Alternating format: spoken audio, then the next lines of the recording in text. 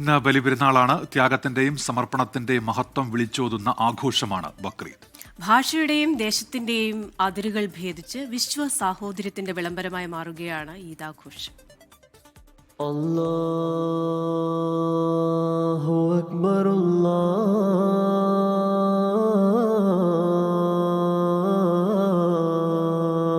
അക്ബർ.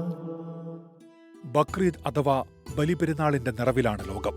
ത്യാഗത്തിന്റെയും സഹനത്തിന്റെയും മഹത്വം വിളിച്ചോതുന്ന ദിവസം. ഈദുൽ അദ്ഹ അഥവാ ആത്മസമർപ്പണത്തിന്റെ ആഘോഷം എന്നാണ് ബക്രീദ് അറിയപ്പെടുന്നത്.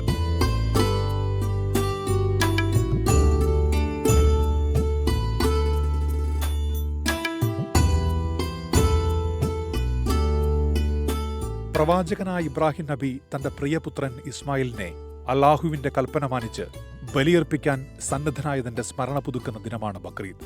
ആറ്റുനോറ്റുണ്ടായ കുഞ്ഞിനെ ബലിയർപ്പിക്കണമെന്ന അല്ലാഹുവിന്റെ കൽപ്പനയോട് മനസ്സു പതറാതെയാണ് ഇബ്രാഹിം നബി പ്രതികരിച്ചത്.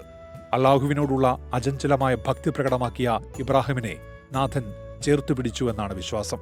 ഭാഷയുടെയും ദേശത്തിന്റെയും അതിരുകളില്ലാതെ മക്കയിൽ ഒരുമിക്കുന്ന വിശ്വാസികളുടെ ഹജ്ജ് തീർത്ഥാടനത്തിന്റെ പരിസമാപ്തി കൂടിയാണ് ബലിപെരുന്നാൾ.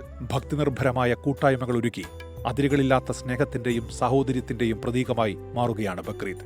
എല്ലാവർക്കും 24-ന്റെ ബക്രീദ് ആശംസകൾ. Research desk 24.